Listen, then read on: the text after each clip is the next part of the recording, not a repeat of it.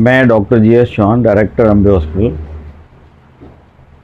Doctor साहब, delta plus जो variant आ रहा है, ये क्या है? लोग इससे क्या है भयभीत हैं, हो रहे हैं। जैसे सरकार ने भी कहा कि 3 महीने में वायरस दोबारा लौटेगा।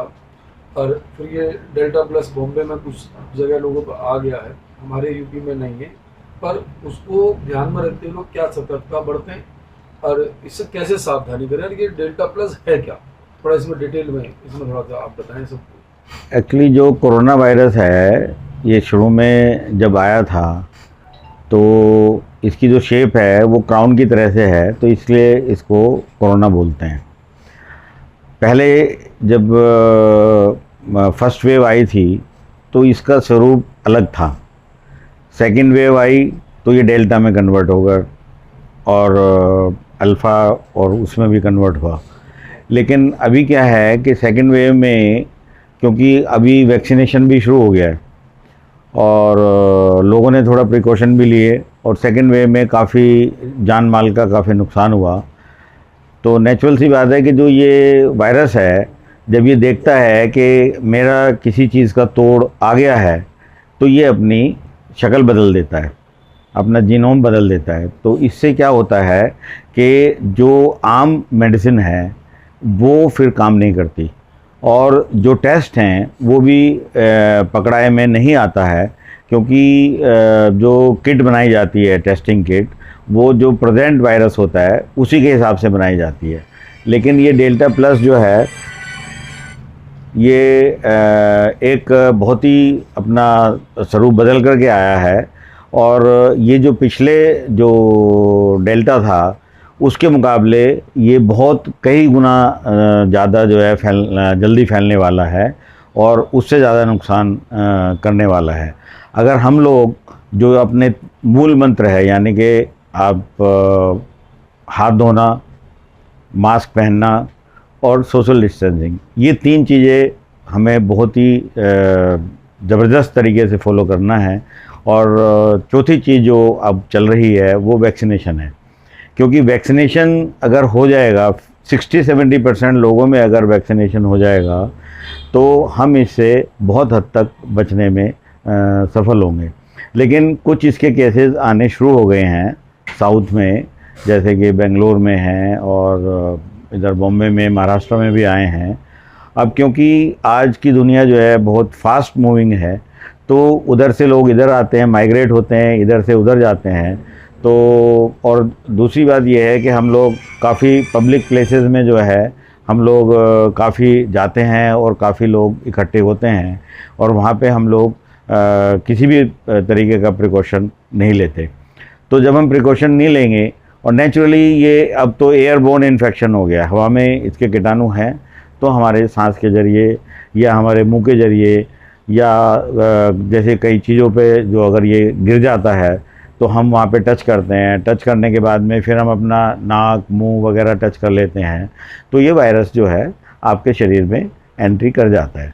और शरीर में एंट्री करने के बाद में सबसे बड़ी समस्या इसमें ये है कि ये सीधा फेफड़ों को अटैक करता है। जब फेफड़ों को अटैक करता है तो ये फेफड़ों में ऑक्सीजन की कमी हो जाती है, मनुष्य को सेचुरेशन गिरने लगता है और फेफड़े जो है ये सख्त हो जाते हैं, जिससे कि फेफड़ों की जो एक्सपेंशन पावर है वो कम हो जाती है और ऑक्सीजन और CO2 जो एक्सचेंज होना चाहिए आपस में, कि इम्प्योर ब्लड में से CO2 लेकर के और ऑक्सीजन जानी चाहिए प्योर ब्लड में, वो नहीं जाती, जिसकी वजह से ऑक्सीजन लेवल गिर जाता है और हमारे जितने भी बॉडी के पार्ट्स हैं उनमें सब में ऑक्सीजन सप्लाई कम हो जाती है, तो धीरे धीरे वो फेल्योर की तरफ चले जाते हैं।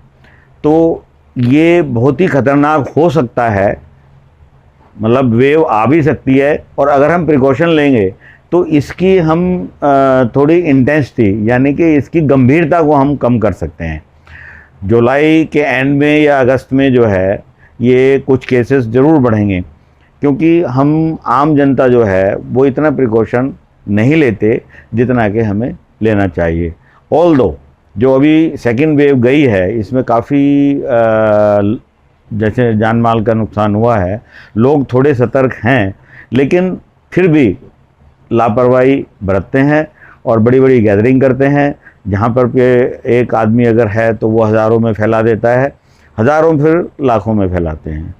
तो ये बहुत ही गंभीरता का विषय है और इसे हमें बहुत ही गंभीर तरीके से लेना चाहिए कि अगर हमें आगे अपना जान माल का नुकसान रोकना है, क्योंकि पहली और दूसरी वे में इतना नुकसान हो चुका है कि आम जनता और ख़ासकर जो छोटा तबका है वो बेचारा रोजी रोटी से भी मोहताज है।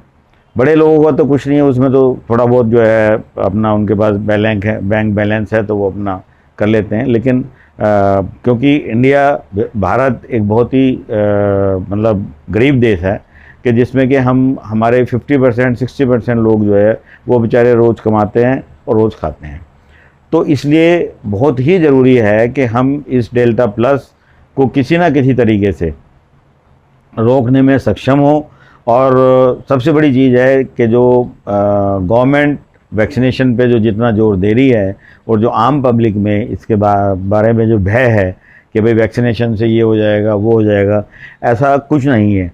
अगर 1 करोड़ आदमियों में से एक को अगर हो गया कोई कॉम्प्लिकेशन तो इट हार्डली मैटर्स।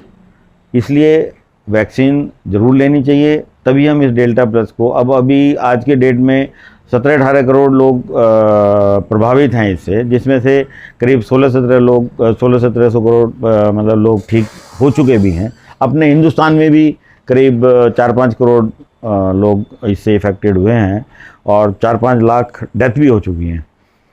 तो ऑल दो अभी जो सेकेंड वेव पूरी तरह से ख़त्म नहीं हुई है, लेकिन फिर भी हम लोग केयरलेस अगर हो गए तो ये जो वायरस ने जो अपना प्लस जो स्वरूप बदल दिया है, जो कि डेल्टा प्लस के नाम से जाना जा रहा है, तो इसको रोकने के लिए हमें बहुत ही ज़्यादा सतर्कता और बहुत ही ज़्यादा सावधानियाँ की ज़रूरत है।